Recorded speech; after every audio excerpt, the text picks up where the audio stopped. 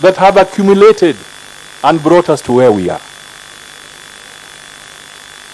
We did not just wake up to find ourselves in that situation. Something was not being done right over a period of time. So incrementally, this has put us where we are. So my fellow Kenyans, again, incrementally, we must work to get us out of where we are. We must fix the debt. We must rationalize the taxes. We must look at our priorities.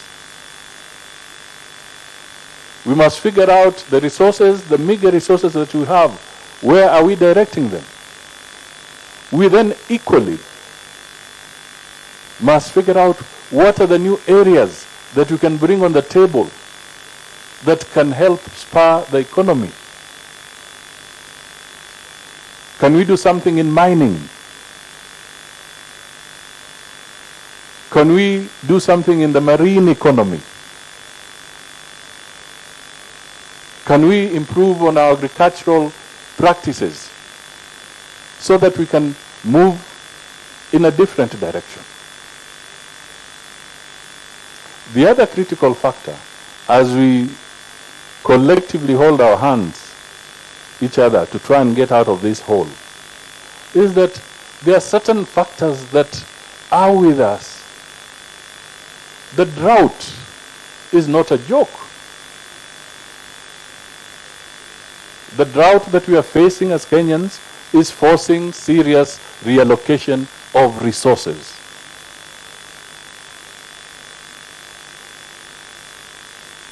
Over 2 million heads of livestock have perished. That's billions of shillings gone. The climate change effect is with us. We are seeing it.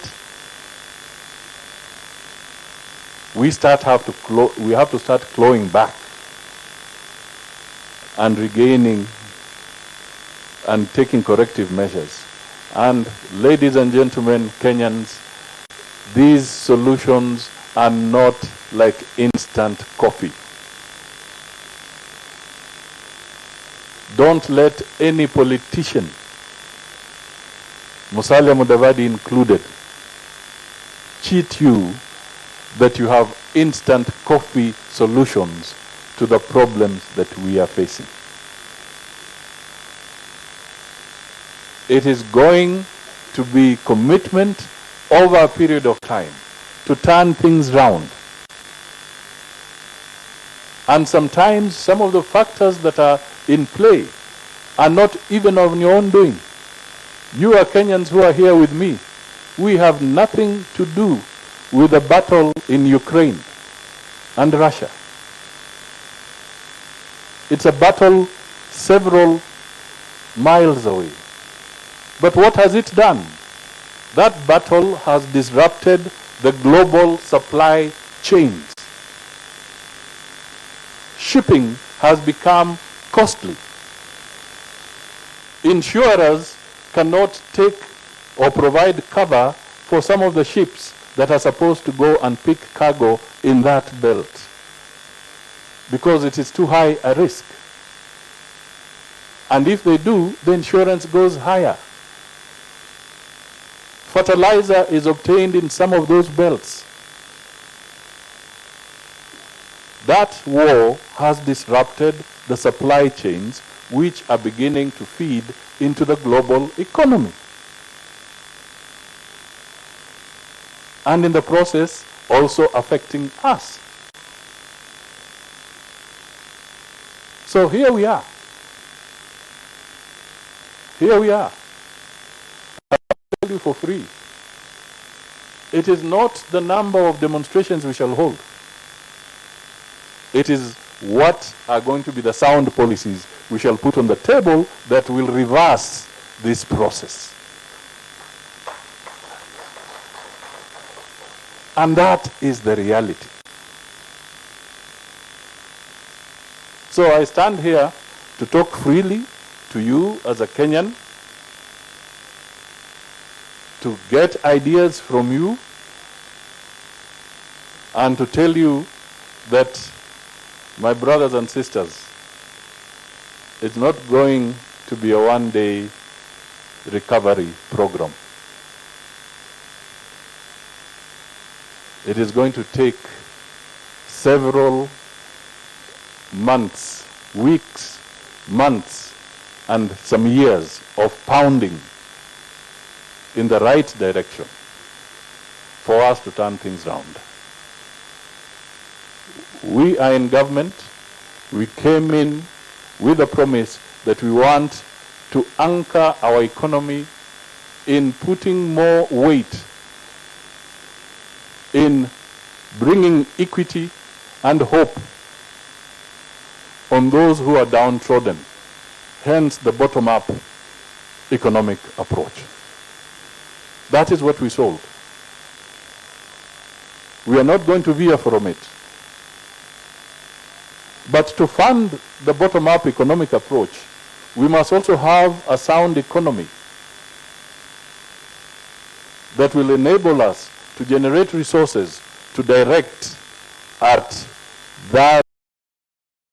those targeted areas, whether in the rural area or whether in the urban areas.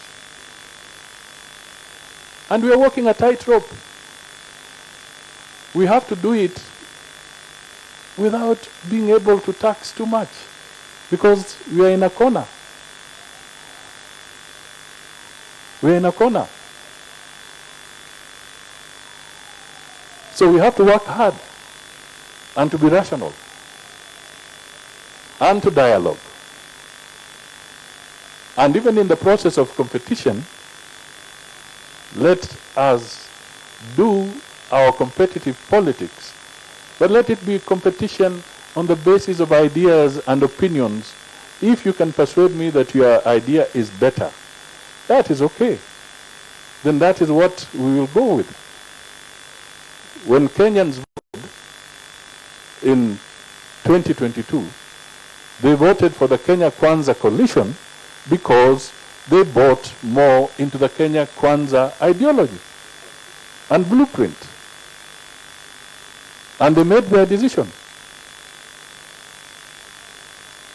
And those who had doubts, the Constitution gave them latitude and room to go up to the Supreme Court. And the Supreme Court made a decision. And that chapter was closed. So, even if you now continue moving the streets of Nairobi, telling us that you want the servers open, they will not reverse that decision made by Kenyans at that time. The best you can do is build on your own, rethink your strategy, and see if you can persuade Kenyans in 2027. That is where we should be going. But the reality of the matter is that we, as a Kenyan nation today, are going through a difficult economic time. Some of the issues self-inflicted as a Kenyan people, and some of it extraneous factors that are impacting on us. And I've given you the example of the battle in Russia, Ukraine. Those are extraneous issues. And then there are others which are human-made, man-made, the climatic change effects. Different contributions by different players globally, but they are systematically impacting on us. But there is hope. There is hope if there is logical collaboration. There is hope if there is robust and genuine competition. And there is hope if we can underpin and sustain our democracy. that is where the solutions will be. So I think I'll end there and wait to hear if there are some questions, reactions, criticisms, as long as you don't throw a bottle at me. I am ready to have the conversation. Thank you. Wonderful. Can we give Mheshimiwa a better clap? Thank you, sir.